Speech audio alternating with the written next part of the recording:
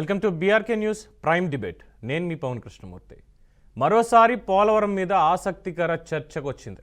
పోలవరాన్ని సందర్శించినటువంటి ముఖ్యమంత్రి చంద్రబాబు 2026 నాటికి ప్రాజెక్ట్ని పూర్తి చేస్తూ ఉంటున్నారు. 2025 డిసెంబర్ నాటికే డయాఫ్రమ్ వాల్ నిర్మాణం పూర్తి చేస్తూ ఉంటున్నారు చంద్రబాబు నాయుడు. 2014-19 మధ్యలో దాదాపు 72.5% పనులు పూర్తయ్యాయని చెప్పి టీడీపీ వాళ్ళు అంటుంటే, లేదు ఆ మొత్తం అంతా కూడా అంతకుముందు రాజశేఖర రెడ్డి చేసిన దానికి కంటిన్యూషన్ మాత్రమే అంటూ వైసీపీ కౌంటర్. ఇది మాత్రమే కాకుండా ప్రాజెక్టు నిర్మాణాన్ని పూర్తిగా నాశనం చేశారు 2019-24 మధ్యలో వైఎస్ఆర్సీపీ అంటూ టీడీపీ అంటే, లేదు టీడీపీదే తప్పంతా అంటూ జగన్మోహన్ రెడ్డి అని టీం మాట్లాడుతున్నారు.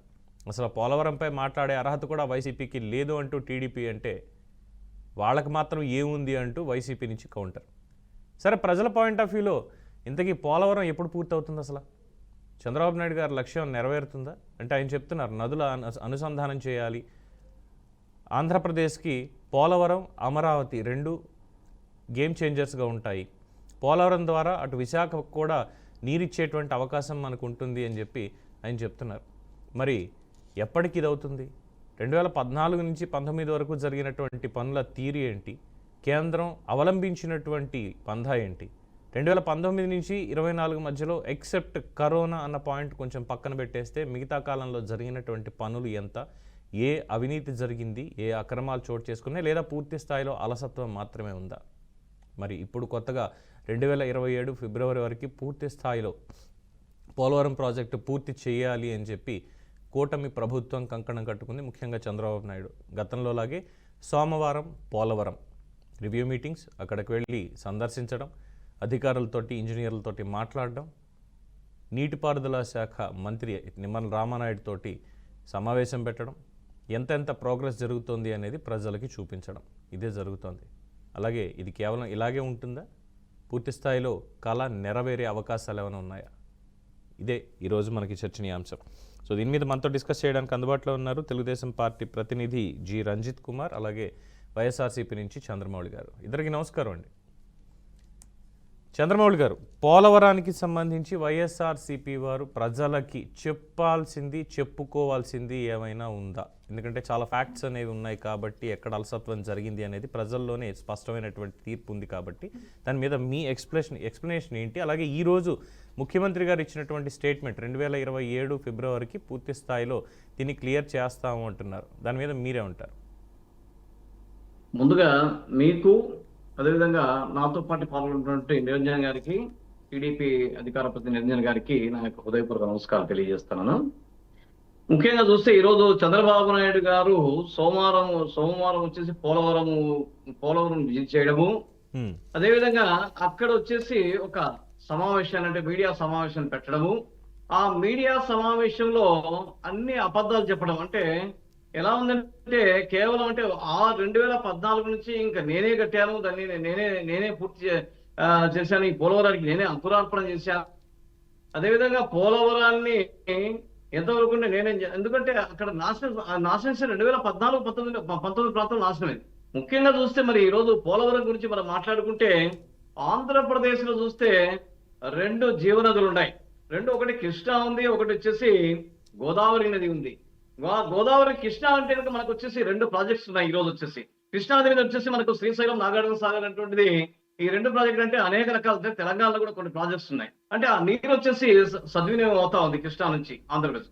అదేవిధంగా గోదావరి నదికి వచ్చేసి ప్రతి సంవత్సరం వచ్చేసి దాదాపు 70 టీఎంసీ నీరు వృధా అవుతా ఉంది, సముద్ర పాలు అవుతా ఉంది అనేటువంటి ఉద్దేశంతో ఆనాడు వచ్చేసి ఈ రోజు కాదు, అది ఈ రోజు అంకురార్పణ కాదు, ఈ రోజు ఎవరో చంద్రబాబు నాయుడు చేసింది కాదు, అదేవిధంగా వచ్చేసి ఎవరు చేసినటువంటిది కాదు. 1941లోనే ఆ రోజు వచ్చేసి వెంకటకృష్ణ అయ్యర్ అనేటువంటి ఒక ఇంజనీర్ గారు వచ్చేసి ఈ యొక్క నీటిని వృధా కాకూడదు, ఏదో రకంగా వచ్చేసి రైతులకు అందించాలి, ఏదో రకంగా ఈ నీటిని ఉపయోగించుకోవాలనేటువంటి లక్ష్యంతో ఆ రోజు వచ్చేసి ఆ యువ ఇంజనీర్ వచ్చేసి ఆ రోజు ఏదో ఒక ప్రాజెక్ట్ కట్టాలనే ఉద్దేశంతో ఆ రోజు అంకురార్పణ చేసినటువంటి పరిస్థితి ఆ రోజు జరిగింది 1941లోనే. అదేవిధంగా చూస్తే ఆ రోజు అంచనా వ్యయం కూడా 6.5 కోట్లు అని చెప్పేసి ఆ రోజు అంచనా వ్యయం, అంటే 1941లోనే దీనికి అంకురార్పణ జరిగింది. కాబట్టి నదుల అనుసంధానం చేయాలన్నటువంటి ఆలోచనతో ఆ రోజు చేసినటువంటి ఈ రోజు ఏమైందంటే కేవలం చంద్రబాబు నాయుడు గారు 2014-19 అంటే దీనికి పూర్తి స్థాయిలో ఏంటంటే ఇందులో ఈ ప్రాజెక్ట్ కట్టాలంటే కూడా దాదాపు 3 అంటే మెయిన్ డ్యామ్ కట్టాలి, స్పిల్వే కట్టాలి, అదేవిధంగా ఎర్తకం రాక్ ఫిల్ ని పూర్తి చేయాలి, అదేవిధంగా కెనాల్స్, ఇట్లా 3 భాగాలుగా చేయాల్సినటువంటి అంశం ఉంది. అంటే దాదాపు వచ్చేసి ఇది జాతీయ హోదాతో కేంద్ర ప్రభుత్వం నిర్మించాలి. ఎందుకంటే రాష్ట్ర ప్రభుత్వం నిర్మించాలంటే అంత శక్తి సామర్థ్య రాష్ట్ర ప్రభుత్వం దగ్గర ఉండవు. కాబట్టి కేంద్ర ప్రభుత్వం వచ్చేసి పూర్తి సహాయ సహకారాలు అందించాలి. కేవలం జాతీయ హోదా ఇచ్చింది తప్ప కేంద్ర ప్రభుత్వం అందించకుండా అందిస్తాయి. అదేవిధంగా ఈ రోజు చంద్రబాబు నాయుడు గారు చెప్తా ఉన్నారు, అంటే కేవలం వచ్చేసి పోలవరాన్ని 75% పూర్తి చేశాము, ఈ యొక్క వైఎస్ఆర్సీపీని సర్వనాశనం చేసి అని చెప్పారు. ఎక్కడ 75% అసలు కేంద్ర ప్రభుత్వం నిధులు ఇవ్వలేదని చెప్పేసి ఆనాడు చెప్పినటువంటి నిండు సభలో ప్రధానమంత్రి నరేంద్ర మోడీ గారు మరి నిండు సభలో ఆ రోజు ఈ ఇచ్చినటువంటి పోలవరం నిధులు అనుకూల ఇచ్చినటువంటి పోలవరం నిధులన్నీ కూడా చంద్రబాబు నాయుడు గారు ఏటీఎం లా వాడుకున్నారని చెప్పేసి నిండు సభలో కూడా చంద్రమౌళి గారు మనం 2019లో లేము, 2024 ఎన్నికల ముందు లేము, 2024 ఎన్నికలు అయిపోయి బయటకు వచ్చేసాం. సో దాని తర్వాత విషయాలు మాట్లాడదాం. ఏటీఎం లాగా 2019 ఎన్నికల్లో మాట్లాడారా ఏంటంటే మీకు కొన్ని ఫ్యాక్ట్స్ చెప్తా, తప్పుగా అనుకోకండి, దయచేసి తప్పుగా అనుకోకండి, ఎందుకంటే సబ్జెక్ట్ డీవియేట్ అయిపోతుంది. 2019 చంద్రమౌళి గారు రెండు కట్టకుండా డయాఫ్రామ్ వాళ్ళు కట్టారు. అంటే ఎప్పుడు కూడా వచ్చేసి నదీ ప్రవాహాన్ని మళ్లించకుండా ఈ యొక్క కాఫర్ డ్యామ్ లో కట్టడం చేతనే అక్కడ వచ్చేసి డయాఫ్రామ్ వెళ్ళిపోయింది. మళ్ళీ వచ్చేసి ఈ రోజు మళ్ళీ 900 కోట్లు ఖర్చు చేయాల్సిన పరిస్థితి. అంటే మేము వచ్చేసి గతంలో చూస్తే మరి దాదాపు రాజశేఖర రెడ్డి గారు కెనాల్స్ గానీ అన్ని అంతవరకు కూడా దాదాపు చేసినటువంటి పరిస్థితి చూసామంటే ఆ యొక్క జలయజ్ఞం 100% పూర్తయిపోయాయండి. రెండు శ్రీకారం చుట్టారు. ఒక్క నిమిషం రామ్మోహన్ గారు, రామ్మోహన్ గారు ఒక్క సెకండ్ సార్. వినొస్తుందా పవన్ గారు? సార్ రామ్మోహన్ రావు మాట్లాడు. ఇది కారణం వచ్చేసి తెలుగుదేశం అధికారంలో ఉన్నప్పుడు 2014-19లోనే దీని వచ్చేసి సర్వనాశనం అయిపోయింది. అంటే ఆ రోజు నిపుణుల కమిటీ కూడా మొన్న ఈ మధ్యనే అధికారంలోకి వచ్చిన తర్వాత, టీడీపీ అధికారంలోకి వచ్చిన తర్వాత ఒక నిపుణుల కమిటీ కూడా వచ్చింది అమెరికా నుంచి. అదేవిధంగా వచ్చేసి కెనడా వాళ్ళు కూడా చెప్తున్నారు ఎక్కడ తప్పు జరిగిందంటే ఈ యొక్క కాఫర్ డ్యాములు రెండు నిర్మించకుండా ఈ రోజు డయాఫ్రామ్ వాల్ కట్టడం అనేటువంటిది ఇది కేవలం తప్పిదం జరిగింది అని చెప్పేసి ఆ నిపుణుల కమిటీ కూడా చెప్తా ఉంది. కాబట్టి నిపుణుల కమిటీ రిపోర్ట్ చంద్రమౌళి గారు వచ్చేసి చెడిపోవడానికి కారణమైంది. చంద్రమౌళి గారు నిపుణుల రిపోర్ట్ మీ దగ్గర ఉందా? ఈ కెనడా నుంచి యుఎస్ నుంచి వచ్చినటువంటి నిపుణులు ఎవరైతే ఉన్నారో వాళ్ళు ఇచ్చినటువంటి రిపోర్ట్ మీ దగ్గర ఉందా? వచ్చారు కదా, నిపుణుల రిపోర్ట్ వచ్చి ఆల్రెడీ చూసారు కదా. వాళ్ళు చూసింది కాదు, వాళ్ళు ఏం చెప్పారో రిపోర్ట్ మీ దగ్గర ఉందా అని అడుగుతున్నా.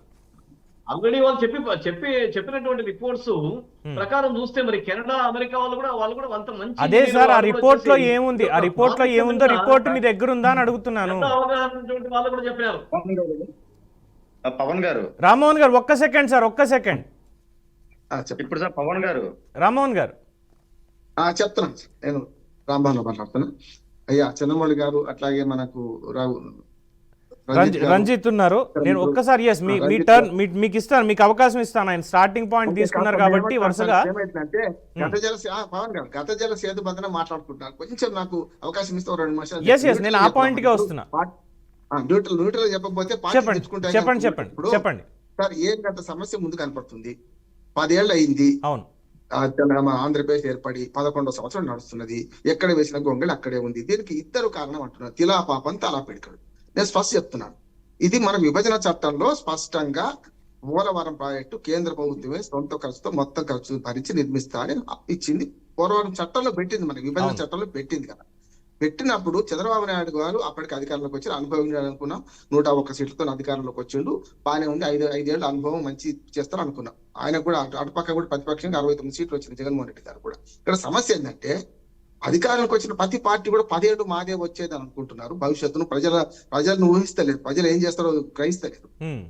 పోయిన వాడేమో రేపే అధికారం మళ్ళీ వస్తా అంటున్నారు. ఇప్పుడు జరుగుతుంది అదే, 24 జరుగుతుంది అదే. ఇప్పుడు జగన్మోహన్ రెడ్డి వాదన ఏంది, రేపు 27 ఎలక్షన్స్ వస్తే మళ్ళీ నేనే వస్తా అంటున్నారు. ఇది కాదు ఆట, ఎన్నికల ఆట ఆడకండి.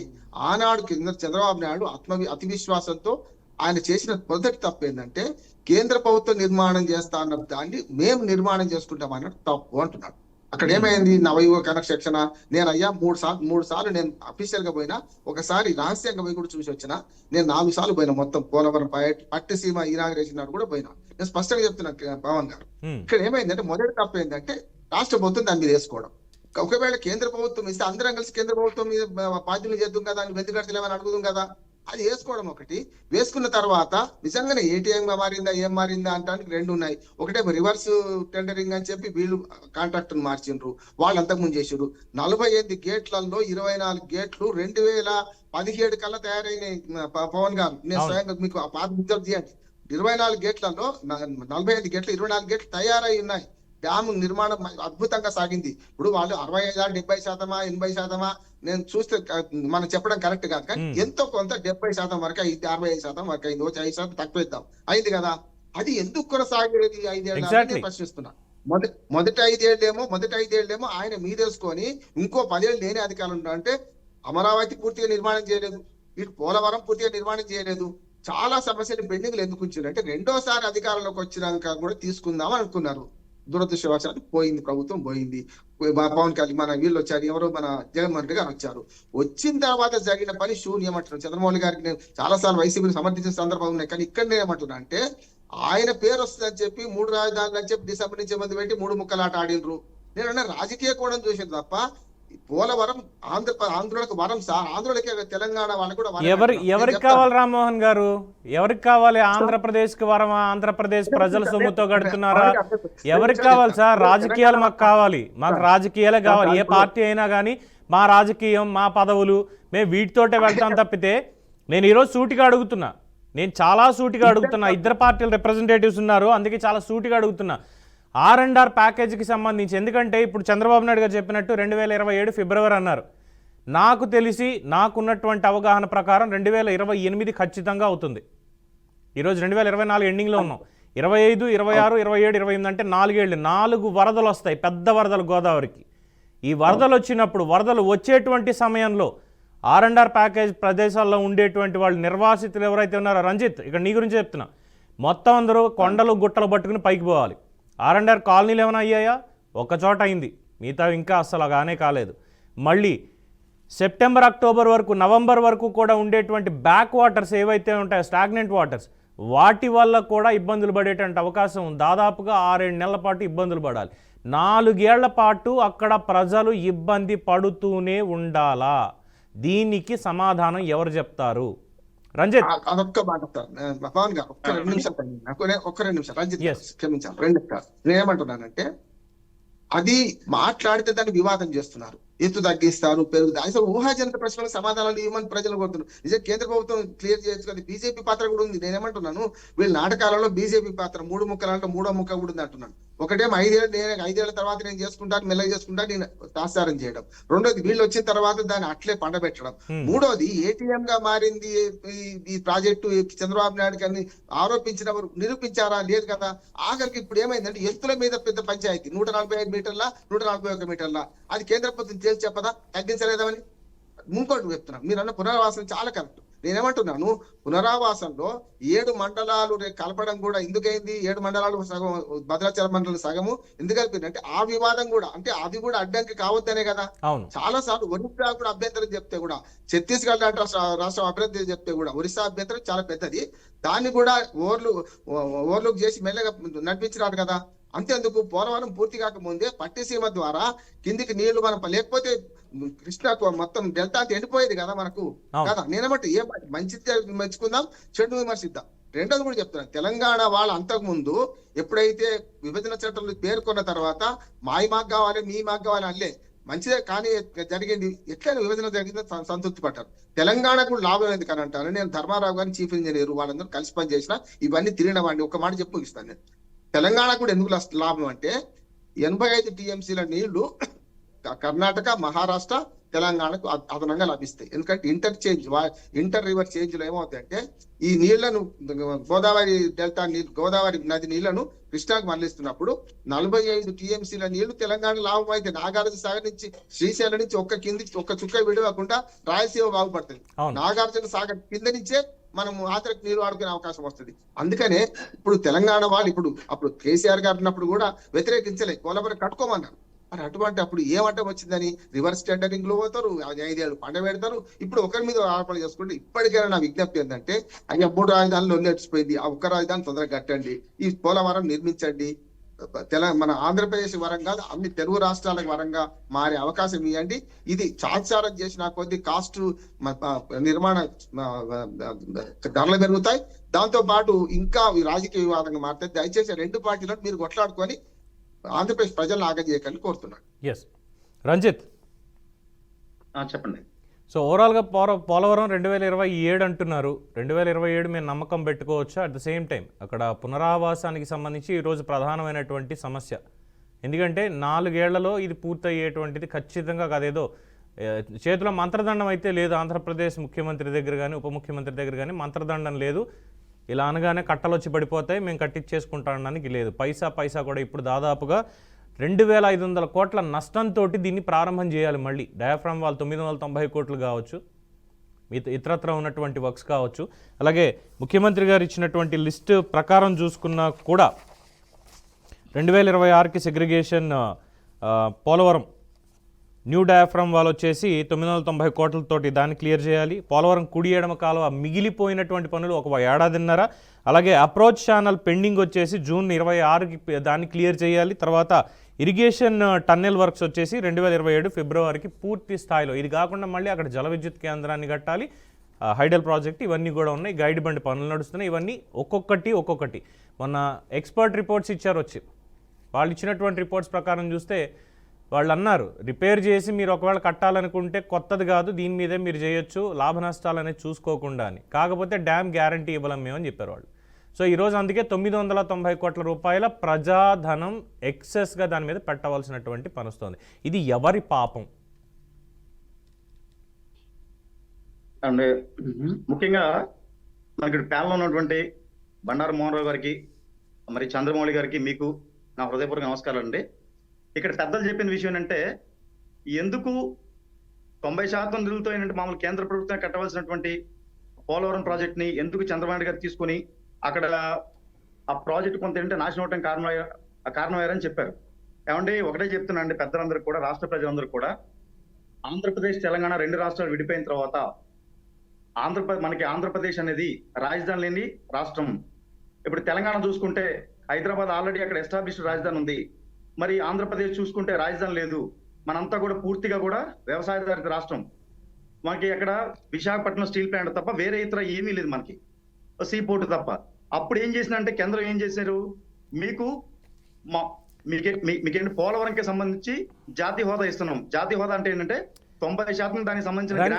Ranjith sorry to interrupt. ఇందాక రామ్మోహన్ రావు గారు ఇదే చెప్పారు, గతాన్ని ఇంకా తవ్వుకుంటూ వెళ్ళి లేదంటే దాని గురించి మాట్లాడదాం అంటే నేను పవన్ గారు ఇక్కడ ఒక చిన్న మాట నేను కోట్ చేయాలండి. కోట్ ఇచ్చి ఇంకో టాపిక్ వెళ్తాను. నేనేం చెప్తానంటే పెద్ద ఇందాక రామ్మోహన్ రావు గారు చెప్పినట్టు కానీ మిగతా విషయాలు క్లారిటీ రావాలండి. ఇక్కడ చంద్రబాబు నాయుడు గారు ఏం చేశారంటే, చంద్రబాబు నాయుడు గారికి కొత్తగా వచ్చిన రాష్ట్రాన్ని మీద ఉన్నటువంటి స్వార్థం, నా రాష్ట్రాన్ని నేను బాగా అభివృద్ధి చేసుకోవాలి, నా రాష్ట్రానికి రాజధాని లేదు కాబట్టి, ఏదైతే మన ఫస్ట్ నుంచి అనుకున్న A for Amaravati, P for Polavaram అనుకుంటున్నాం కదా, పోలవరం అంటే ఆంధ్రప్రదేశ్ రాష్ట్రానికి జీవనాడి. ఆ జీవనాడికి సంబంధించి ఇప్పుడు మనం చూసుకోండి, మన భారతదేశం మొత్తం మీద 16 జాతీయ ప్రాజెక్టులు ఉన్నాయండి పవన్ గారు. 16 జాతీయ ప్రాజెక్టులు కూడా ఇప్పటి వరకు కూడా ఒక ప్రాజెక్ట్ కి సంబంధించి కూడా ఎక్కడ కూడా టైం బౌండ్ ఇవ్వలేదు. అలా టైం బౌండ్ ఇవ్వకుండా ఎన్ని సంవత్సరాలు పూర్తి చేస్తారో చెప్పకుండా ఉంటే మరి ఆ రాష్ట్రాలకి సరిపోయింది. కానీ ఇప్పుడు ఆంధ్రప్రదేశ్ రాష్ట్రం ఏంటంటే నూతనంగా ఆవిర్భవించింది, దానికి రాజధాని లేదు. కాబట్టి మీరిస్తే మేము ఖర్చు పెట్టడం కాదు, మేమే ఖర్చు పెడతాం. మా రాష్ట్రానికి తొందరగా పోలవరం ప్రాజెక్ట్ అవ్వాలి, మేమే ఖర్చు పెట్టి ఆ తర్వాత మీ దగ్గర నుంచి మేము రియంబర్స్ చేసుకుంటాం అని చెప్పి ఒక స్వార్థం ఆ రోజు చంద్రబాబు నాయుడు గారికి, నా రాష్ట్రం అభివృద్ధి చెందాలన్న స్వార్థంతో చంద్రబాబు నాయుడు గారు చెప్పేశారు. రంజిత్ గారు, నేను అదే సూటి ప్రశ్న వేసాను. ఇప్పుడు బరువు ఎక్కువ అనుకున్నప్పుడు తగ్గించుకోవాలి కదా అంటున్నాను. ఇప్పుడు రాష్ట్రం కొత్తది, రాజధాని మనం కట్టుకుందాం అనుకున్నాం, ల్యాండ్ పూలింగ్ గా తీసుకున్నాం, పనులు చాలా పెట్టుకొని అదనపు బాధ్యత ఎందుకు తీసుకున్నారు? వాళ్ళ మీద తీస్తే మన ఇద్దరం కూడా, నేను ఏమంటున్నాను, తమిళనాడు రాజకీయాలు చేద్దాం. తమిళనాడు రాజకీయాల్లో కేంద్రాన్ని ప్రతిసారి చూపెడతారు కదా, రాష్ట్ర పార్టీలు కలిసిపోతాయి, రాజకీయ విభేదాలున్నా కూడా. హిందీ రుద్దుతా అంటే బీజేపీతో కలిసిన అన్నాడీఎంకే కూడా వ్యతిరేకించింది. నేనేమంటున్నానంటే మన రాష్ట్రం దురదృష్టం ఏంటంటే 3 పార్టీలు మన బీజేపీని ఎత్తుకుంటాయి, 3 పార్టీలు బీజేపీ చెప్పినట్టు వింటాయి, మళ్ళీ తర్వాత వచ్చే వరకు మనకి ఏం పనులు అవుతలేవు కదా అంటున్నాం. అందుకని మీరు ఆనాడు చారిత్రక తప్పుదే పట్టాలి, ఇప్పుడు దాన్ని మనం వెనక్కి తీసుకోరాదు. చంద్రబాబు నాయుడు గారు 90% కాదు 100% వాడే నిధులు ఇస్తున్నప్పుడు దాన్ని ఎందుకు వీళ్ళు టేకప్ చేసుకున్నారనేది ప్రశ్న నెంబర్ 1 అయిపోయింది. అయిపోయింది. 5 ఏళ్ల తర్వాత కూడా మళ్ళీ మొదటికి వచ్చింది కదా. 900 కోట్లు లెక్కగా సార్. ఇప్పటికి కూడా చూడండి, ఇప్పుడు నిన్ననే ఒక మంచి పని మన ఏంటంటే 5,000 కోట్లు మాకు అడ్వాన్స్ కావాలి పనులు చేయడానికి అని చెప్పి చంద్రబాబు నాయుడు గారు మన ఢిల్లీకి వెళ్ళి మంత్రులు కొన్నప్పుడు మంత్రులు మంచి స్పందించారు. 2,700 కోట్లు ఇచ్చారు కదా.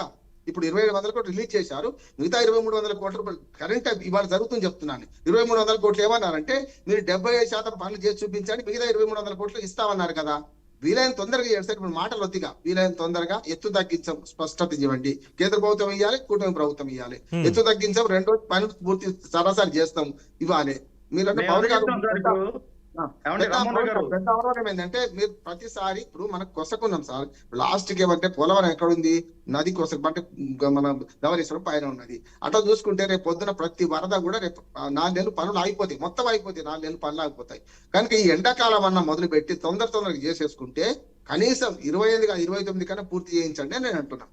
దానికి రాజకీయ ఇప్పుడు మేము అదే చెప్తున్నాం సార్. ఇప్పుడు ఇక్కడ ఇంకొక పాపం కూడా అంటే 2019లో వైసీపీ అధికారంకి వచ్చిన తర్వాత 2019 జూన్ నుంచి 2020 ఆగస్టు వరకు కూడా దాదాపు 14-15 నెలల పాటు వీళ్ళేంటే రివర్స్ టెండరింగ్ అని చెప్పేసి ఉన్నటువంటి నవైగా కంపెనీని మార్చేసి వీళ్ళు మెగాకి ఇవ్వడం వల్ల 14 నెలల పాటు కనీసం దాంట్లో ఒక పని కూడా చేయకపోవడం వల్ల ఇన్ టైంలో వాళ్ళు ఇది ఎగువ కాఫర్ డ్యామ్ ని ఇన్ టైంలో కన్స్ట్రక్షన్ చేయకపోవడం వల్ల 2020 ఆగస్టు వచ్చినటువంటి గోదావరి వరదలకు డయాఫ్రమ్ వాల్ దెబ్బతింది. ఆ దెబ్బతిన్న డయాఫ్రమ్ వాల్ కి సంబంధించి 2022 వరకు కూడా ఈ ప్రభుత్వానికి సంబంధించి బయట చెప్పలేదు. 2022లో చావు కబురు చల్లగా డయాఫ్రమ్ వాల్ దెబ్బతిందని చెప్పన్నారు. ఈ రోజున డయాఫ్రమ్ వాల్ దెబ్బతింటామండి. ఆ రోజునే వాళ్ళు ఇన్ టైంలో కనుక 14 నెలల పాటు రివర్స్ టెండరింగ్ అని చెప్పి నవైగా కంపెనీ మార్చకుండా మెగా వాళ్ళకి తీసుకురాకుండా, నవైగా కూడా పెద్ద కంపెనీ కదండి, ఆ కంపెనీ ద్వారా 14 నెలల పాటు నిజంగా పనులు చేపించుంటే ఇన్ టైంలో up stream copper dam down stream coffer dam చేసి ఉంటే ఖచ్చితంగా డయాఫ్రమ్ వాల్ దెబ్బతినేది కాదు. ఈ రోజున మళ్ళీ మనం 990 కోట్లు పెట్టి కొత్త డయాఫ్రమ్ వాల్ నింపించుకుంటే దౌర్భాగ్య పరిస్థితి మనకి రాష్ట్రానికి ఉండేది కాదు. మేము ఈ మాట గడిచిన 5 సంవత్సరాలు చెప్తున్నాండి. ఎందుకంటే ఆ ప్రాంత వాసిని కాబట్టి నేను ఒక పోలవరం ముఖ్యమండలాల పరిరక్షణ సమితి అధ్యక్షుడిగా, ఒక పోలవరం నిర్వాసితుడిగా నేను గ్రౌండ్ లోకి తిరుగుతున్నాం కాబట్టి ఒక ప్రాజెక్ట్ ఏంటి దానికి సంబంధించి ఇప్పుడు ఈ రోజున ఇంకోటి మనకి చంద్రమౌళి గారు చెప్తున్నారు. ఈ రోజు రాష్ట్ర ముఖ్యమంత్రిగా ప్రెస్ మీట్ పెట్టి అన్ని అబద్ధాలు చెప్పారన్నారు. అవన్నీ సత్య దూరాలండి. ఈ రోజు ముఖ్యమంత్రి గారు చెప్పిందేనండి. ముఖ్యమంత్రి గారు ఏం చెప్పారు, మా తెలుగుదేశం పార్టీ ఉన్నప్పుడు 72% పనులు జరిగాయి. వైసీపీ ప్రభుత్వం ఉన్నప్పుడు 3-4% మాత్రం పనులు జరిగాయి. తెలుగుదేశం పార్టీ ఉన్నప్పుడు 11,600 కోట్ల రూపాయలు ఆ రోజు ఖర్చు పెడితే దానికి సంబంధించి 4,000 కోట్ల రూపాయలు ఈ వైసీపీ ప్రభుత్వం వచ్చాక రీఎంబర్స్మెంట్ రూపంలో వచ్చింది. ఆ రీఎంబర్స్మెంట్ రూపంలో వచ్చి 4,000 కరెక్షన్ రంజిత్ స్మాల్ కరెక్షన్. దాదాపు 4,000 కోట్లు కాదు, మీరు పెట్టినటువంటి 12,000 కోట్లకి 8,000 కోట్లు రీఎంబర్స్ అయింది. దానికి సంబంధించిన డాక్యుమెంటేషన్ అంతా కూడా రెడీగా ఉంది. మొత్తం 8,000 కోట్లు వచ్చింది. అంటే అండి ఒకటి పవన్ గారు నేను చెప్పేది అంటే అంటే మా ప్రభుత్వంలో మేము పెట్టిన 11,600 కోట్లకి 8,000 కోట్లు వచ్చిన మాట వాస్తవమే. నేను ఎక్కడ ఏం కోట్ చేస్తానంటే ఈ ప్రభుత్వం వచ్చాక, వైసీపీ ప్రభుత్వం వచ్చాక 2019 నుంచి 2020-21 కల్లా మేము ప్రాజెక్ట్ పూర్తి చేస్తామని చెప్పి మొట్టమొదటి కాంటూరు 41.15 కాంటూరులో 18,600 కుటుంబాలు మీకు గుర్తించాం అఫీషియల్ గా అని చెప్పి దానికి వాళ్ళందరికీ ఆర్ఎండ్ఆర్ పునరావాసం సంబంధించి 2,400 కోట్ల రూపాయలు ఖర్చు అవుతుందని చెప్పి అధికారులు చెప్పారు. మంత్రిగా ఉన్నటువంటి అంబటి రాంబాబు గారు చెప్పారు. నేనేమంటానంటే ఈ ప్రభుత్వం వచ్చిన 2-3 నెలల్లో గత తెలుగుదేశం పార్టీ మా ప్రభుత్వం ఖర్చు పెట్టినటువంటి 11,600 కోట్లకు సంబంధించి ఒక 4,000 కోట్ల రూపాయలు ఈ ప్రభుత్వం వచ్చాక వచ్చింది. వచ్చిన 4,000 కోట్ల రూపాయలు కూడా వీళ్ళు నిజంగా చిత్తశుద్ధి, పోలవరం నిర్వాసితుల మీద నిజంగా ప్రేమ ఉంటే 5 కోట్ల మంది ఆంధ్రుల కోసం మేమందరం కూడా సర్వస్వం మేమందరం సర్వస్వం మా త్యాగం చేసి వెళ్ళిపోతున్నాం కాబట్టి మరి ఆ 18,600 కుటుంబాలకు సంబంధించి 2,400 కోట్ల రూపాయలు, ఆ 4,000 కోట్ల రూపాయలు ఖర్చు పెడితే మరి వాళ్ళ పోలవరం నిర్వాసితుల పరిస్థితి ఇంకో రకంగా ఉండేది. పవన్ గారు నేను ఇంకో మాట కూడా చెప్తాను. ఎందుకు గడిచిన 2019 నుంచి 24 మధ్య కాలంలో గైడ్ బండ్ ఎందుకు కుంగింది? ఎగువ కాఫర్ డ్యామ్ లో దిగువ కాఫర్ డ్యామ్ సంబంధించి సీపేజ్ లీక్లు ఎందుకు వచ్చాయి? మీకు ఏదో డయాఫ్రమ్ వాల్ ఎందుకు దెబ్బతింది? అప్రోచ్ ఛానల్ కి సంబంధించినటువంటి పనులు ఎందుకు ఇంకా పూర్తి అవ్వలేదు? స్పిల్ ఛానల్ కి సంబంధించిన పనులు ఎందుకు పూర్తి అవ్వలేదు? కుడి ఎడమ కాలువకు సంబంధించిన పనులు ఎందుకు పూర్తి అవ్వలేదు? ఇవన్నీ చేయకుండా 43.5 మీటర్ల పోలవరం కాఫర్ డ్యామ్ కట్టమంది ఎవరండి? పోలవరం కాఫర్ డ్యామ్ కట్టి అప్పుడు ఆ 43.5 మీటర్ల కాఫర్ డ్యామ్ కట్టించి కృత్రిమంగా వరదను సృష్టించి 8 మండలాల పోలవరం నిర్వాసితుల మొత్తాన్ని కూడా తడి గుడితో గొంతు కోసినటువంటి పాపం ఈ వైసీపీ పార్టీది, జగన్మోహన్ రెడ్డిది. మళ్ళీ ఇంకేం చెప్తారండి? అప్పుడు అంబటి రాంబాబు గారి కంటే ముందు అనిల్ కుమార్ యాదవ్ ఉన్నారు. అనిల్ కుమార్ యాదవ్ గారు ఏం చెప్పారు? 2021 కల్లా ఖచ్చితంగా మీ అందరినీ కూడా పునరావాస కేంద్రాలు పంపించేస్తాం, 2021 కల్లా మొత్తం ప్రాజెక్ట్ అయిపోద్ది అన్నారు. 2020 అయిపోయిందండి, 2021 వచ్చింది, 2021 నవంబర్ అన్నాడు, 2022 అన్నాడు, మళ్ళీ 2022 తర్వాత అనిల్ కుమార్ యాదవ్ లేకుండా పోయాడు, అంబటి రాంబాబు వచ్చాడు. అంబట్రాంబాబు వచ్చిన తర్వాత ఆయనకి సబ్జెక్ట్ కనీసం గైడ్మెంట్, ఒక స్పిల్వే అంటే తెలియదు, స్పించాల్ అంటే తెలియదు, ఒక క్యూసెక్ కి టీఎంసీకి తేడా తెలియని వ్యక్తులందరూ కూడా గడిచిన 5 సంవత్సరాల్లో ఈ రాష్ట్ర జలవనరుల శాఖ మంత్రిగా చేశారంటే అంతకంటే దౌర్భాగ్యం ఏముంది చెప్పండి. ఇంకా నేను గ్రౌండ్ రియాలిటీలో పోలవరం డ్యామ్ సైడ్ కి దాదాపు ఒక 15-20 సార్లు వెళ్ళొచ్చానండి. అసలు పోలవరం నిర్వాసితులు ఎన్ని ఇబ్బందులు పడుతున్నారు. 2022లో దాదాపు 1986 తర్వాత వచ్చినటువంటి అతిపెద్ద గోదావరి వరద 2022 దాదాపుగా భద్రాచలంలో 71.5 అడుగు భద్రాచలంలో నమోదైంది. దాని తర్వాత కింద మా ప్రాంతం భద్రాచలం నుంచి 40 కిలోమీటర్ల దూరం ఉంటుంది. 40-50 కిలోమీటర్ల దూరంలో శబరి గోదావరి సంఘం ప్రాంతం ఉంది. ఆ సంఘం ప్రాంతంలో భద్రాచలంలో 71.5 ఉంటే కిందకు వెళ్ళేటప్పుడు 4 అడుగులు పెరుగుతుంది. ఎందుకంటే కింద ఉందంటే ఏంటంటే శబరి గోదావరి సంఘం ప్రాంతం. ఆ తర్వాత ముందుందంట, ఆ తర్వాత కొంచెం ముందుకెళ్తే మనకి పాపికొండలు వస్తుంది. పాపికొండల దగ్గర అంటే చాలా విశాలంగా ఉన్నటువంటి గోదావరి మొత్తం కూడా పాపికొండల దగ్గరికి వెళ్ళేటప్పుడు చాలా ఇరుగ్గా ఉంటది. ఆ పాపికొండలు దాటిన తర్వాత వీళ్ళు కట్టినటువంటి పోలవరం కాఫర్ డ్యామ్ ఉంది. ఇన్నిటికి పెట్టుకొని మాదొక ప్రత్యేకమైన ప్రాంతం. మరి భద్రాచలంలో 50 అడుగులు చూపిస్తే కింద మాకు 55 నుంచి 60 అడుగులు చూపిస్తుంది. మరి ఎన్ని సంవత్సరాలు అండి? 2019 నుంచి 2024 వరకు మేము ఎన్ని గోదావరి వరదలు చూసాం. కనీసం ఈ రాష్ట్ర ముఖ్యమంత్రి గారికి మా పోలవరం నిర్వాసితుల మీద ఏమైనా ప్రేమ ఉందండి? ఒక్కసారి ఏరియల్ వీక్ వచ్చాట. 2022లో విఆర్పురం కోనవరం మండలాలు పూర్తిగా నష్టపోయాయి. కొన్ని కోట్ల రూపాయల నష్టం వచ్చింది. ఎవరు కూడా ఎక్స్పెక్ట్ చేయలేదు అంత గోదావరి వరద వస్తుంది. కట్టుబట్టలతో బయటికి వెళ్ళారు. ఎస్, అదే ఇప్పుడు ప్రధానంగా రంజిత్ ఇప్పుడు ఉన్నటువంటి ప్రధాన సమస్య కొత్త స్పిల్వే కడతారు, లేదంటే ఓవరాల్గా కన్స్ట్రక్షన్ కొత్త చేస్తారు, ఇంకో 1000 కోట్లు ఎక్కువైంది, సరే దాన్ని కూడా తీసుకొచ్చి కేంద్రం నుంచే ఇస్తాం, ఇదంతా కాదు. అది ఎప్పటికైనా చేయండి, నో ఇష్యూ. 4 సంవత్సరాలు మినిమం టైం పడుతుంది. ఎంత క్యాలిక్యులేటెడ్ చేసుకున్నా ఏం చేసినా కానీ 4 సంవత్సరాలు పడుతుంది. ఈ 4 సంవత్సరాల్లో వన్ సెకండ్ సార్ సో ఈ 4 ఏళ్లలో పునరావాసానికి సంబంధించి ఈ ఆర్థిక సంవత్సరంలో 712 కోట్లు ఇస్తున్నాం అని చెప్పి బడ్జెట్లో పెట్టారు. వెల్ సెట్, బాగుంది. 712 కోట్లతోటి ఎంతమందికి పునరావాసం ఇస్తారు? ఎందుకంటే ఓవరాల్గా 55,538 కోట్ల రూపాయల కాస్ట్ ప్రాజెక్టుకి ఆ రోజు ఉన్నటువంటి సవరించిన అంచనాలతో ఉన్నప్పుడు దాంట్లో ఒక 20,000 కోట్లు పోని ప్రాజెక్టుకి అనుకుందాం, మిగతాదంతా 35,000 కోట్లు పునరావాసానికి అనుకుందాం. 712 కోట్లు చొప్పున లేదంటే 500 కోట్ల చొప్పున ఇచ్చుకుంటే ఎంత కాలానికి పునరావాసం అనేది క్లియర్ అవుతుంది అనేది ప్రధానమైనటువంటి ప్రశ్న. ఇదేదో ఏ టౌన్లోనో లెట్ మీ కంప్లీట్ తర్వాత మీ ఎక్స్ప్లెనేషన్ మీరు ఇవ్వచ్చు, నో ఇష్యూ ఇన్ దట్.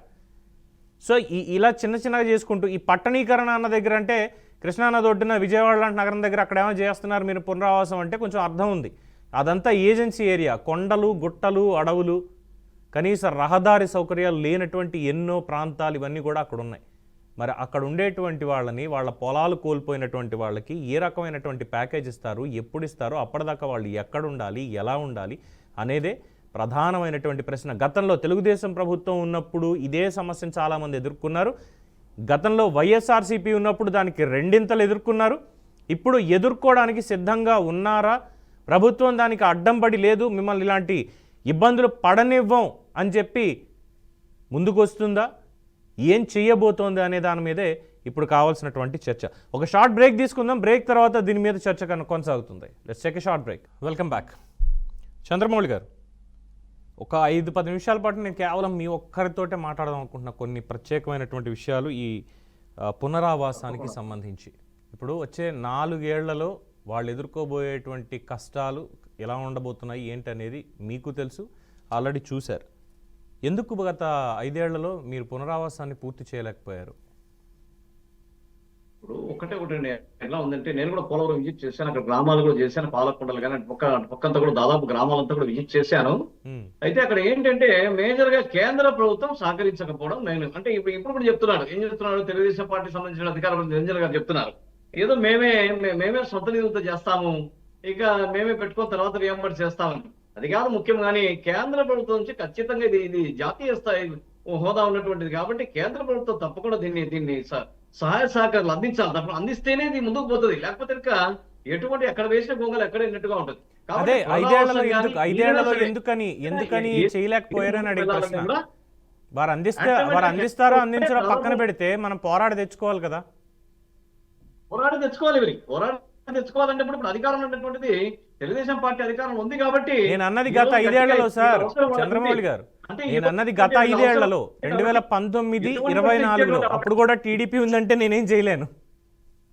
మరి అధికారంలో టీడీపీ ఉంది కాబట్టి ఖచ్చితంగా తీసుకురాగలిగేటువంటి, ఎందుకంటే వీళ్ళ అవసరం వాళ్ళకు ఉంది కాబట్టి తప్పకుండా ఇచ్చేటువంటి అవకాశం. అంటే ఈ చంద్రమౌళి గారు రాష్ట్రంలో మొత్తం చంద్రమౌళి వచ్చేసి గారు నిజంగా నేను చాలా స్లోగా అర్థమయ్యే విధంగానే చెప్తున్నాను మీకు. దాదాపు రైట్ కెనాల్ లెఫ్ట్ కెనాల్ రెండు పూర్తయినాయంటే సస్యశ్యామలు అవుతుంది, రాష్ట్రం సస్యశ్యామలు అవుతుంది. సరే అవుతుంది నేను అన్నది, నేను పునరావాసం గురించి మాత్రమే ఇక్కడ మాట్లాడుతున్నా. నాకు రైట్ కెనాలో లెఫ్ట్ కెనాలో అప్పరో లోవరో నాకు ఇదంతా అనవసరం. 5 ఏళ్లలో పునరావాసానికి మీరు ఎందుకు చేయలేదు? ఎందుకంటే ఇక్కడ మీరు పెట్టినటువంటి బకాయిల లిస్టు ఇదంతా చూసిన తర్వాత 210 కోట్ల రూపాయలు బకాయిలు పెట్టారు. కేంద్ర ప్రభుత్వం మీ హయాంలో 8,000 కోట్ల రూపాయలు రిలీజ్ చేసింది, రియంబర్స్ చేసింది. పోలవరానికి సంబంధించి గతంలో ఖర్చు పెట్టినటువంటి 11,000 కోట్లలో 8,000 కోట్లు మీ ప్రభుత్వానికి ఇచ్చింది గతంలో 5 ఏళ్లలో. మరి అందులో కనీసం ఒక 10,000 కోట్ల రూపాయలు ఖర్చు చేసి పునరావాసం ఎందుకు పెట్టలేకపోయారు 5 ఏళ్లలో మీరు? ఒకటే ఒకటి అంటే పూర్తి స్థాయిలో అక్కడ వచ్చేసి 8,000 కోట్లు ఇచ్చినప్పటికీ కూడా కొంత ప్రాజెక్టు పనులు చేశాం, కొంత ప్రాజెక్టు పనులు కూడా దాదాపు జరిగాయి. ఎక్కడ జరిగాయి? వీళ్ళు చేసిన తప్పిదము ఎక్కడ జరిగాయి సార్? ఇది కూడా ఉంది ఇందులో. ఇంకో క్వశ్చన్ కూడా ఉంది. వేయకపోవడంతోనే ఆ డయాఫ్రామ్ వాల్ సరిగా వేయకపోవడంతోనే అది వచ్చేసి ఆ ఇబ్బందులు వచ్చి తర్వాత రివర్స్ టెండరింగ్, అంటే వీళ్ళు ఇచ్చినటువంటి టెండరింగ్ ఏ విధంగా ఉందంటే ఆ యొక్క నవయుగ కన్స్ట్రక్షన్స్ వాళ్ళు వచ్చేసి ఎక్కువ కోడింగ్ చేసి మళ్ళా మేము వచ్చేసి మెగా కన్స్ట్రక్షన్ ఇచ్చుకొని తక్కువ కోడింగ్ చేసుకొని మరి అంటే ఇక్కడ ఈ పాయింట్ ఒక్కసారి ఆగాలి. ఈ ఒక్క పాయింట్ దగ్గర ఆగాలి. నెక్స్ట్ మీరే మాట్లాడండి. ఈ పాయింట్ దగ్గర ఆగాలి. అంటే నవయుగ వాళ్ళు ఎక్కువ కోట్ చేశారు, అందులో ఇంకా తక్కువ అవ్వాలి అసలు అన్నటువంటి పాయింట్తో రివర్స్ టెండరింగ్కి వెళ్ళారు. మీ ప్రభుత్వంలోనే రేమండ్ పీటర్ అనేటువంటి వ్యక్తిని, ఒక ఐఏఎస్ ఆఫీసర్ని కమిటీకి పర్సన్ ఇన్ఛార్జ్ కింద వేసి ఇందులో అవినీతి జరిగింది. అదే ఇందాక మీరు అన్నారే ఏటీఎంలా వాడేశారు అని చెప్పి, అవినీతి జరిగిపోయింది. నవయుగ వాళ్ళు ఎక్కడ 1300 సార్ రిపోర్ట్స్ తోటి నేను రిపోర్ట్స్ పెట్టుకుని మాట్లాడుతున్నాను. నేను చెప్తున్నా, అదే రిపోర్ట్స్ పెట్టుకుని మాట్లాడుతున్నా. ఈరోజు ప్రజల ముందు నిజాలు ఉంచాలి. ఎందుకంటే 4 ఏళ్లలో వాళ్ళు పడేటువంటి బాధలకు ఈరోజు కారణం మీరు కానీ వాళ్ళు కానీ అవుతారు. కాబట్టి ఎంత 1362 కోట్ల అవినీతి జరిగిపోయింది అని చెప్పి రేమండ్ పీటర్ అనేటువంటి ఐఏఎస్ ఆఫీసర్ ఇచ్చినటువంటి రిపోర్ట్ని మీరు యథాతథంగా ఇచ్చి అదిగో అవినీతి చేసేశారని రివర్స్ టెండరింగ్లో 500 కోట్లు తగ్గించారు. కానీ డ్యామ్ ఎస్టిమేషన్స్ 5,000 కోట్లు పెంచారు. దాన్ని ఏమనుకోవాలో నాకు తెలియట్లా. రెండోది, కేంద్ర ప్రభుత్వం అడిగింది, కేంద్ర ప్రభుత్వం ఈ దీనికి సంబంధించి ఆర్టీఐలో నేను కూడా వేశారు, రైట్ టు ఇన్ఫర్మేషన్ యాక్ట్ కింద అవినీతి జరిగిందా 1362 కోట్లు ఎంత అవినీతి జరిగింది అనే దానికి కేంద్రం లిఖితపూర్వకంగా ఇచ్చిన సమాధానం మీ ప్రభుత్వం, మీ వైఎస్ఆర్సీపీ ప్రభుత్వం అబ్బే రేమండ్ పీటర్ కమిటీకి శాంక్టిటీ అనేది లేదు, అదంతా ఉత్తుత్తిదే అని మీరు సమాధానం పంపారు. అంటే ఏంటి, ప్రజలకి ఒకలాగా మీ రాజకీయం కోసం అక్కడ పునరావాసాలు వాళ్ళందరూ ఆ వరదల్లో మునిగి చచ్చిపోవాలా మీ రాజకీయాలకి? ఇక్కడ ఏంటంటే 2014లో ఎస్టిమేషన్స్ వేరే, 2019 వేరే. 2009లో సార్ 2009లో ఎస్టిమేషన్స్ వేరు, 2007లో వేరు, 2006లో వేరు, 99లో వేరు, 41లో వేరు, 1933లో వేరు, 1921లో వేరు. సార్ ఆర్థర్ కాటన్ గారు ఇచ్చినటువంటి దానికి 2 కోట్ల రూపాయలు ఎస్టిమేషన్. 2014కి కమిట్మెంట్ అయిపోయారు. మీరు చరిత్రలోకి వెళ్ళి అప్పటి నుంచి అంటే ఈ రోజు 1,00,000 కోట్లు అయింది. మరి దానికి ఏం సమాధానం చెప్తారు? 5 ఏళ్ళలో చేయని దానికి. ఇప్పుడు ఒకటండి, వాళ్ళు చేసిన తప్పిదాలు తెలుగుదేశం పార్టీ చేసిన తప్పి డయాఫ్రామ్ వాల్ సరికట్టకపోవడం అంటే వాళ్ళకి సార్ డయాఫ్రామ్ వాల్ డ్యామ్ వదిలేండి, పునరావాసం. చంద్రమౌళి గారు నేను అడిగేది ఏంటి, మీరు చెప్పేది ఏంటి సార్? స్థాయిలో ఇవ్వాల్సింది ఏం చేశారు మీరు? 2014 చేశారు, మేమే కడతాం అని చెప్పేసి కేంద్ర ప్రభుత్వం మీద చేయాల్సినటువంటి ప్రాజెక్ట్ ను తెలుగుదేశం పార్టీ ఏం చేసింది, భుజస్కంధాలను వేసుకునేసి మేమే చేస్తామని చెప్పేసి భుజస్కంధాలు వేసుకొని ముందుకు పోయింది. కాబట్టి అదే కేంద్ర ప్రభుత్వం నిర్మించి ఉంటే, కేంద్ర ప్రభుత్వం సహకరించి ఉంటే ఈ పార్టీకి తయారైపోయింది, ప్రాజెక్ట్ అంటే తయారైపోయింది. 2020 ఇప్పుడు కూడా ఇక్కడ చెప్తున్నాను. ఇదే నేను ఫ్యాక్ట్స్ తీసుకొచ్చి అడుగుతూ ఉంటే ఐఎమ్ రియలీ సారీ చంద్రమౌళి గారు, ఐఎమ్ రియలీ సారీ. నేను ఫ్యాక్ట్స్ తీసుకొచ్చి అక్కడ ఇబ్బంది అనేది దాని మీద, నేను డ్యామ్ ఉంటే ఉంది పోతే పోయింది సార్, మా సంబంధం లేదు, మాట్లాడట్లా. అక్కడ కొండగుట్టల్లో అడవుల్లో గోదావరి ఒడ్డు నుండి గోదావరి వరదలకి ప్రతిసారి ఇబ్బంది పడుతూ తిండి టిప్పలేక మంచినీళ్లు కూడా దొరక్క ఆ రోగాలు వచ్చి వాళ్ళు బాధపడుతున్నటువంటి మనుషులు ఉన్నారు చూసారా? మనలాంటి మనుషులే, మనలా బతికే మనుషులే. వాళ్ళ గురించి ఏం చేశారంటే డయాఫ్రామ్ వాల్ వస్తుంది, కేంద్రం వస్తుంది, జాతీయ ప్రాజెక్ట్ వస్తుంది. మీరేం చేశారు సార్? 5 ఏళ్లలో పునరావాసానికి ఎన్ని ఇళ్ళు కట్టించారు, ఎంతమందిని తరలించారు, ఎంతమందికి సహాయం చేశారు? ఇది కదా అడుగుతున్నది. పవన్ గారు కొంచెం రామ్మోహన్ రావు గారు. అంటే నిర్మాణ సూచనలు చేద్దాం. ఇప్పుడు ఏమైందంటే వైసీపీ ఇంకా అధికారంలో ఉంది అనుకుంటున్నారు, టీడీపీ ఇంకా అధికారం రాలేదు, ప్రతిపక్షంగా మాట్లాడుతున్నారు. స్పష్టంగా చెప్పాను, ప్రభుత్వాలు శాశ్వతం, పార్టీలు కావు. ఈ 10 ఏళ్లలో జరిగిన విధ్వంసం ఏంటంటే మొదటి 5 ఏళ్ళేమో ఇంకా ఉంటారని ఆయన ఆచారం చేయడం, ఈ 5 ఏళ్లలో ఏమి జరగలేదంట. ఈ విషయానికి వస్తే అంటే ఆ పునరావాస చట్టం గురించి చదివిన వాడిని నా న్యాయవాదికి చెప్తున్నాను ఏంటంటే పునరావాసం గురించి ఏ పార్టీ పట్టించుకోలేదు సార్. నిజంగా చెప్పాలంటే ఇప్పుడు మీరు నాగార్జున సాగర్ ప్రాజెక్టు 478 కోట్లు ఫస్ట్ ఎస్టిమేషన్, కానీ వాళ్ళ 473వ దశ నడుస్తున్నాయి, ఇంకా నడుస్తూనే ఉండే కాలువలు మళ్ళీ లైనింగ్ చేస్తూనే ఉన్నారు. కనుక ఇది నిరంతరం జరుగుతుంది. ప్రాజెక్ట్ ఒకటి కట్టినామంటే దాని మెయింటెనెన్స్ ఉంటుంది, దాని కథ ఉంటుంది. ఇక్కడ ఏమైంది, మొదటి 5 ఏళ్లలో చేయాల్సిన పనులు వాళ్ళు కొంతవరకు చేసిండ్రు, రెండో 5 ఏళ్లలో 10% కూడా పనులు కాలేదు, ఇంకా కట్టమంటే వెనక్కి పోయిందని నేను అంటాను. అది నా రాజకీయ ఆరోపణలు చేయాల్సిన అవసరం నాకు లేదు. మీరు అన్న పునరావాసం గురించి మాట్లాడదు. 2013 పునరావాస చట్టం RR యాక్ట్ అంటాం. దానిలో స్పష్టంగా పేర్కొన్నది ఏంటంటే వాళ్లకు 2 నష్టపరిహారం ఇవ్వాలి, దాంతో పాటు వాళ్ళకు పునరావాసం కల్పించే ఇల్లు ముంగిలు ఏర్పాటు చేయాలన్నారు. ఆ విషయంలో చాలా తక్కువగా ఆలోచన చేస్తున్నాం. మనము 28,000 కోట్లు పోయింది, 50,000 కోట్లు పోయింది, 53,000 కోట్లకు వస్తుంది కదా. పునరావాసం దాన్ని మాత్రం పెంచుతలేరు అంటున్నాం. 2013 RR యాక్ట్ ప్రకారం నిజంగా చేయదలుచుకుంటే వాళ్ళకి సకల సౌకర్యాలు కల్పించాలి, వేరే దగ్గరికి షిఫ్ట్ చేయాలి. మీరు అనేది కరెక్ట్, అది దానిలో జరుగుతలేదు. ఇప్పటికైనా ఏం చేయమంటున్నానంటే ఈ 5 ఏళ్ళు అయిపోయింది, ఇప్పుడు మళ్ళీ వాళ్ళ మీద ఆరోపణలు చేసుకుంటూ ఇంకా అధికారంలో వైసీపీ ఉన్నట్టు వీళ్ళు ప్రవర్తించొద్దు. 4 నెలలు 6 నెలలు అయిపోయింది ఇప్పటికే. ఇప్పుడు చేయాల్సిన పని ఏంటంటే చంద్రబాబు గారితో ఏకీభవిస్తున్నారు. గతంలో ఏమైందంటే వాళ్ళకి మన కేంద్ర ప్రభుత్వానికి మన రాష్ట్రంలో ఎంపీలు అవసరం లేకుండా పోయినరు, ఎమ్మెల్యేలు అవసరం లేకుండా పోయినరు, కనుక వాళ్ళు ఇష్టారాజ్యం నడిపించారు.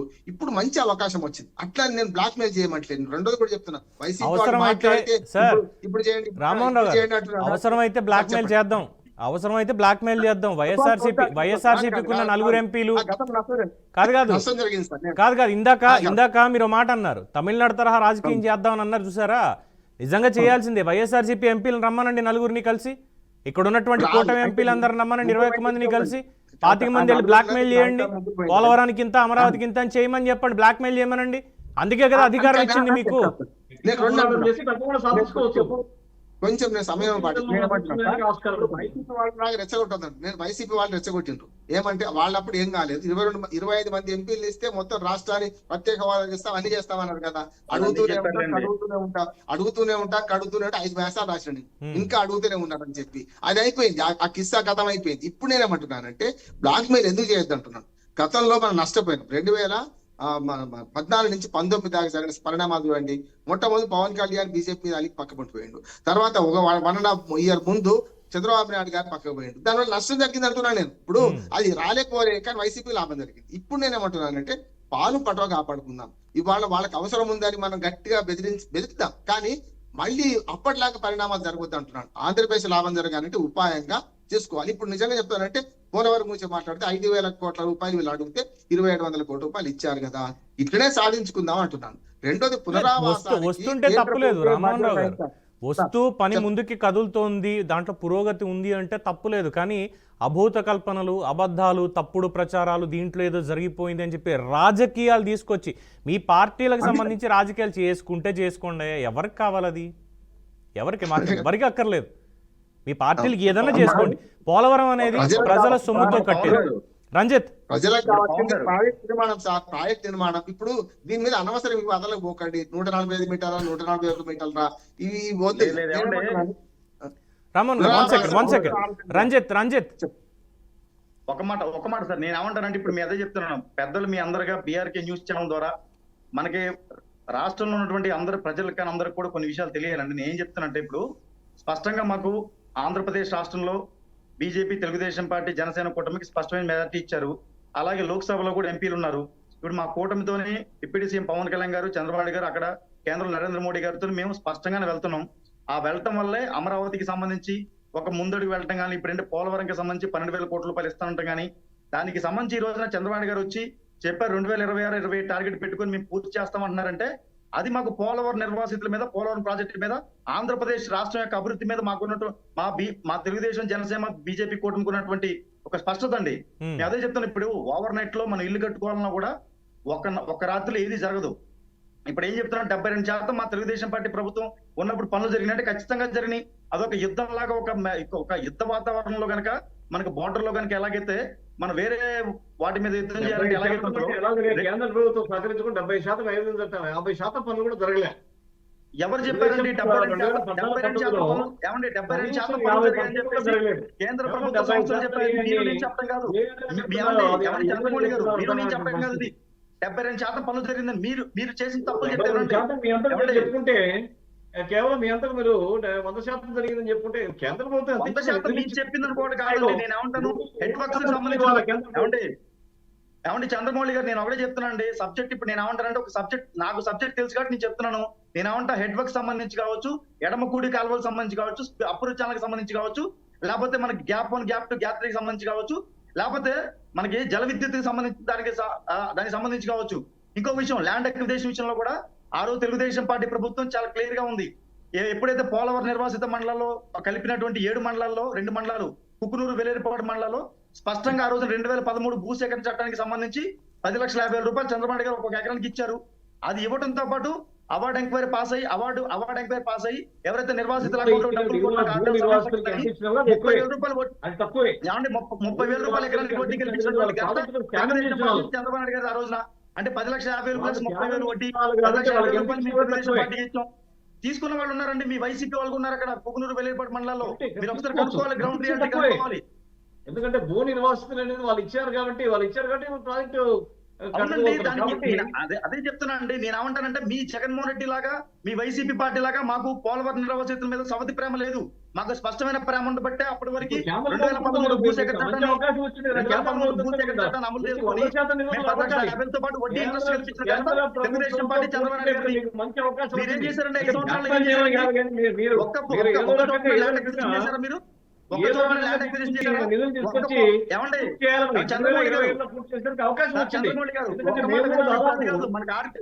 ఆర్గ్యుమెంట్ కాదు.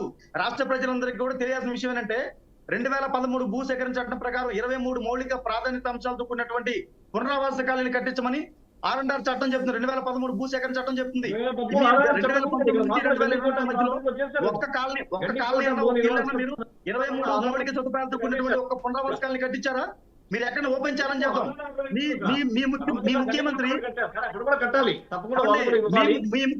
మీ ముఖ్యమంత్రి జగన్మోహన్ రెడ్డి 2017లో మాకు ఇక్కడ దేవీపట్నం మండలంలో ఉన్నటువంటి ఇందుకూరుపేట 1 కి సంబంధించి తెలుగుదేశం పార్టీలో ఇచ్చినటువంటి 360 ఇళ్లకి సంబంధించి ఈ ఇల్లు మొత్తం నేనే ఇచ్చానని చెప్పుకుని ఒక దౌర్భాగ్య పరిస్థితిలో ఆనాటి ముఖ్యమంత్రి, రాష్ట్ర ముఖ్యమంత్రి జగన్మోహన్ రెడ్డి ఉన్నారంటే అంతకంటే దౌర్భాగ్య పరిస్థితి ఉంటుంది. ఇది నేను చెప్పడం కాదు. ఆ దేవీపట్నం మండలం ఇందుకూరుకి వెళ్ళి, ఇందుకూరు మండలం ఆ తెలుగుదేశం పార్టీ లో కట్టించిన ఇవ్యా, లేకపోతే వైసీపీ ప్రభుత్వం కట్టించిన ఇల్లు అని చెప్పి మీరే ఎంక్వైరీ చేయించండి. ఓపెన్ ఛాలెంజ్ చేద్దాం.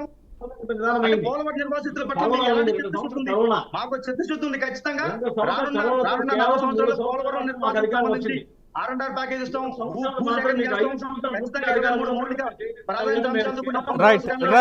రైట్. ఇద్దరిద్దరు పాయింట్లు బాగానే చెప్పుకున్నారు కానీ నా క్వశ్చన్కి ఆన్సర్ రాలేదు ఇక్కడ.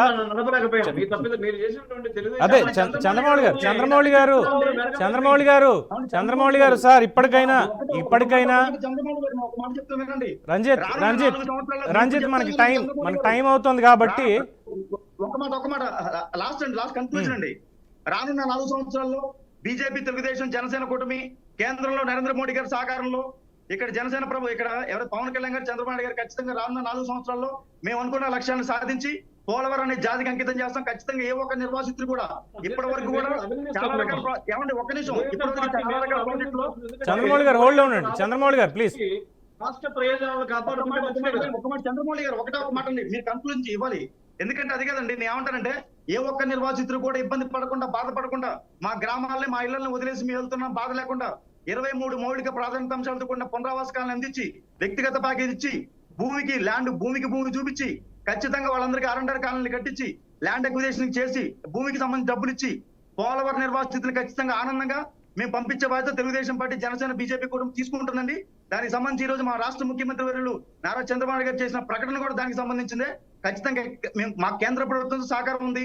కేంద్ర ప్రభుత్వంతో మేము సమానంగా వెళ్తున్నాం. ఖచ్చితంగా మాకు ఆంధ్రప్రదేశ్ రాష్ట్రానికి సంబంధించిన అన్ని లక్ష్యాలు, అమరావతికి కావచ్చు, పోలవరం కావచ్చు, లేకపోతే రైల్వే జోన్ కావచ్చు, ఇంకోటి వెనకబడిన జిల్లాలకు సంబంధించి అన్నిటి కూడా మేము సాధించి ఆంధ్రప్రదేశ్ రాష్ట్రాన్ని రాబోయే రోజుల్లో భారతదేశంలో కాదు ప్రపంచంలోనే ఒక మేటి రాజధానిగా, ఒక మేటి రాష్ట్రంగా ఖచ్చితంగా నిలబెడతామని ఈ సందర్భంగా తెలియజేస్తున్నా. అది మా చిత్తశుద్ధి. మేము ఖచ్చితంగా పోలవరం నిర్వాసితులకు ఖచ్చితంగా ప్యాకేజ్ ఇస్తాం, అన్ని రకాలు ఆదుకుంటాం మా ముఖ్యమంత్రి వర్యులు.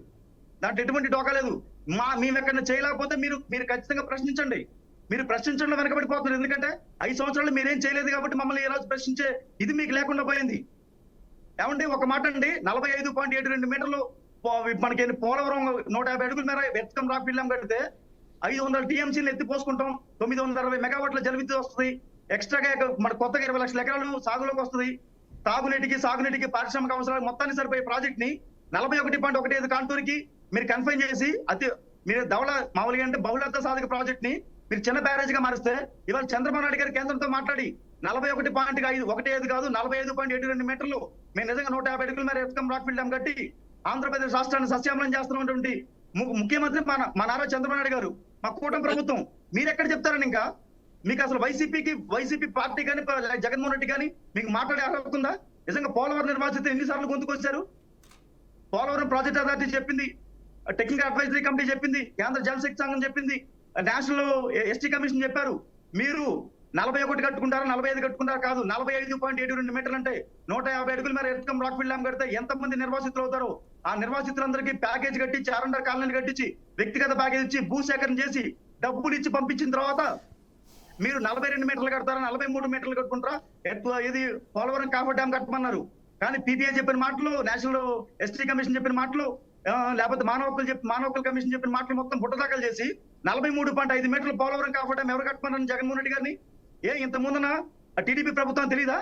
అలాగే రెండోసారి అంటే 4,000 కోట్ల రూపాయలు రీఎంబర్స్మెంట్ వస్తే ఆ 4,000 కోట్ల రూపాయలు పోలవరం ఎందుకు నిర్వాసితులకు ఎందుకు 41 కాంటూర్లో ఉన్న వాళ్ళు 41 కాంటూర్లో నిర్వాసితులకు ఎందుకు అప్పచెప్పలేదండి? అలాగే రెండోసారి గొంతుకోలేదా? ఇవన్నీ మీరు చేసిన తప్పులు సార్. మీరు చేసిన తప్పులకి క్షేత్రస్థాయిలో ఉన్నటువంటి గ్రౌండ్ లో ఉన్నటువంటి మీ వైసీపీ వాళ్ళు కూడా ఇవాళ మిమ్మల్ని చీయని రంపచోడవరం నియోజకవర్గాన్ని 15 సంవత్సరాల తర్వాత తెలుగుదేశం జెండా ఎగరిచ్చారంటే ఖచ్చితంగా అది ఒక పోలవరం విషయంలో ఖచ్చితంగా కూడా మా పోలవరం నిర్వాసిత మండలాలు మొత్తం స్టాండ్ తీసుకున్నారు. మీరు అది గుర్తుపెట్టుకోవాలి. ఎందుకు మీ పార్టీ 15 సంవత్సరాల తర్వాత దాదాపు 50,000 ఇంతకుముందు 40,000 ఓట్లు ఉన్నదంటే మీకు కావాలి. ఇప్పుడు 27 ఇవన్నీ నాకు వద్దు కానీ చంద్రమౌళి గారు రంజిత్ హోల్డ్ చంద్రమౌళి గారు ఒక్క సెకండ్. మీరు 2020 రామన్ గారు ఒక్క సెకండ్ ఎస్ నేను కొన్ని విషయాలు చెప్పాలి ప్రజలకు తెలియాలి ఇవన్నీ. ఎందుకంటే ఇదేం రాజకీయపరమైనటువంటి చర్చ కాదు. చంద్రమౌళి గారు మళ్ళీ 2027 జమిలీ ఎన్నికలు వస్తాయి అంటూ లాస్ట్లో కంక్లూడింగ్ చేసినప్పటికీ కూడా నాకు 2027 అనేది పక్కన పెట్టండి. రేపు 2025 సంవత్సరం జూన్ జూలై వచ్చిందంటే ముందు గోదావరికి వరదలు వస్తాయి. 2022లో ఎలా వచ్చాయో, మొన్న ఏ విధంగా వచ్చాయో 24లో, ఈసారి దానికి మించి కూడా వరదలు వచ్చేటువంటి అవకాశాలు ఉన్నాయన్నారు. ఎందుకంటే వాతావరణంలో వస్తున్నటువంటి మార్పులు, వీటి వల్ల వాతావరణ శాఖ వాళ్ళు ఇస్తున్నటువంటి సూచనల ప్రకారం వాళ్ళు హెచ్చరికలు జారీ చేస్తున్నారు. So prevention is better than cure అన్నట్టుగా ఇప్పుడు నేనేం మీకు సలహా ఇవ్వట్లే ఇది చేస్తే బాగుంటుందని. ఇది కానీ ఈసారి ఒక ప్రాణం పోవడానికి వీల్లేదు. అది ఎవరైనా సరే, పశువుల, ఇంట్లో ఉన్నటువంటి గొడ్ల, మేకల, కోళ్ళ, ఆ వరదలు వచ్చి ఒక్క ప్రాణం పోవడానికి వీల్లేదు. ఒక్కళ్ళైనా సరే ఆ కట్టుకున్నటువంటి ఇళ్ళు, అక్కడ ఉంటున్నటువంటి నివాసాలు, వాటిని దాటి ఎక్కడికి వెళ్ళక్కర్లేకుండా, లేదంటే ఇంకా మాట్లాడితే పూర్తి స్థాయిలో చుక్క నీరు వాళ్ళ కాళ్ళకి అంటకుండా ఉండే ప్రదేశాలకి ప్రభుత్వాలు తీసుకెళ్ళాలి. ప్రతిపక్షం పోరాడాలంటే దాని మీద పోరాడండి. అంతేగాని 27లో జమిలీ ఎన్నికలు వస్తాయి కదా, అప్పుడు మళ్ళీ మేమే వస్తాం, మొత్తం మేమే చేస్తామంటే 5 ఏళ్లలో పోలవరానికి ఏమీ చేసింది లేదు. నిజంగానే ఈ మాట ప్రజల నుంచి వచ్చినటువంటి మాట. ఇక్కడ నేను ఒక మోడరేటర్గా నేను మాట్లాడేటువంటి మాట కాదు, మీరు ఇచ్చినటువంటి రిపోర్టులు చెప్తున్నటువంటి మాటే. అవినీతి జరిగిపోయింది అన్నారు. అబ్బే అవినీతి ఏం లేదు, ఆ రిపోర్ట్కి అసలు అధికారిక ఇదే లేదు అని చెప్పి 2 సంవత్సరాలు కరోనాతో పోయింది, 3 సంవత్సరాలు మాత్రమే ఉండింది సార్. ప్రతి దానికి కరోనాను అడ్డు పెట్టుకుంటాం, ప్రతి దానికి చంద్రబాబును అడ్డు పెట్టుకుంటాం, ప్రతి దానికి మోడీ గారికి మా సంగతి ఎందుకు కావాలి అంటాం. ఇది రాష్ట్రం గురించా రాజకీయం గురించా చంద్రమౌళి గారు? ఇవన్నీ కూడా చేసినట్టు మేము కూడా చేసినట్టు ఎస్ ఎస్ అదే కాబట్టి దేశం మొత్తం అడ్డుపడిన కరోనా కేవలం ఆంధ్రప్రదేశ్లో మాత్రమే అడ్డుపడిపోయింది. తెలంగాణలో సహాయ సహకార పూర్తి అదే సహాయ సార్, సహకారాలు అందించకుండా అదే చంద్రమౌళి గారు, అదే అదే ఎవరు అదే కట్టలేదు. ఎందుకంటే అదే ఆ ప్రాజెక్ట్ మీరు కట్టాలంటే మీరు కేంద్ర ప్రభుత్వం మీరు తప్పకుండా ఇంకా సహాయ పాతకాలంలోనే సహకారాలు ఉండిపోయారు. కేంద్ర దయచేసి ప్రభుత్వం ప్లీజ్ అప్గ్రేడ్ అవ్వాలి ఆ పాయింట్ లో. Anyway thank you very much కూడా దాని కాలయాపన పోలవరం Yes. పోలవరం సార్ కాలయాపన చేశారు. ప్లీజ్ కంక్లూడ్ చేద్దాం. పార్టిసిపేట్ చేసినందుకు చంద్రమౌళి గారికి, అలాగే రామ్మోహన్ రావు గారికి, రంజిత్కి అందరికి కూడా ధన్యవాదాలు. ప్రభుత్వానికి ప్రజల తరఫు నుంచి ఇది చాలా క్లియర్ కట్ డిమాండ్. మీరు ఏం చేస్తారు, ఎలా చేస్తారు? కేంద్రానికి ముక్కుకి తాడేస్తారా, మెడలు వంచే తీసుకొస్తారా, ఇంకోటి చేస్తారా, లేదంటే మల్లగుల్లాలే పడతారా? అధికారంలో షేర్ చేసుకుంటున్నారు, కూటమి కింద ఉన్నారు కాబట్టి ఈసారైనా సరే ఎటువంటి పేచీ లేకుండా, లాలూచీ లేకుండా, ఎక్కడా తగ్గకుండా పోలవరాన్ని ఇచ్చినటువంటి డేట్ లోపల ఖచ్చితమైనటువంటి సమయంలో పూర్తి చేయాలి అన్నటువంటిది. బిఫోర్ దట్ ముందు పునరావాసాన్ని క్లియర్ చేయండి. మనుషులు ఎంతోమంది చనిపోతున్నారు, చాలా ఇబ్బందులు పడుతున్నారు. ఆ ఏరియాలన్నీ కూడా చూసొచ్చాను. ఏదైతే 12,000 ఎకరాలు భూసేకరణ చేశారో, వేలేర్పాడు కావచ్చు, లేదంటే కుక్కునూరు కావచ్చు, కునవరం కావచ్చు, ఆ ఏరియాల్లో ఎంత ఇబ్బందులు పడుతున్నారో ప్రజలు ఒక్కసారి వెళ్ళి చూడండి. అధికారులు ఇచ్చేటువంటి చిన్న చిన్న రిపోర్ట్స్ తోటో వీటితోటో కాలయాపన చేసేద్దామంటే కుదరదు కూటమి ప్రభుత్వానికి. చంద్రబాబు నాయుడు గారికి ఇరిగేషన్ మీద చాలా ఇంట్రెస్ట్ అనేది కనిపిస్తూనే ఉంది ఆయన చేతల్లో మాటల్లో. బట్ ఆచరణలో ఇంకా క్లారిటీ, ఇంకా స్ట్రెంగ్త్ అనేది కావాలి. ప్రజలకి నమ్మకం కావాలి. అండ్ ప్రజలు కూడా తప్పుడు ప్రచారాలు ఏమైనా ఉంటే మాత్రం డైరెక్ట్గా ప్రభుత్వాన్ని నిలదీయండి, ఇది తప్ప ఒప్ప ఏంటి అనేది క్లియర్ చేయమనండి. అంతేగాని ఈ తప్పుడు ప్రచారం ఎవరు మాత్రం మళ్ళీ ఒకసారి పడద్దు అనేది తెలియజేయాల్సినటువంటి సందర్భం. ఇది ఇవాళ ప్రైమ్ డిబేట్. చూస్తూనే ఉండండి బీఆర్కే న్యూస్, తెలుగోడి సత్తా.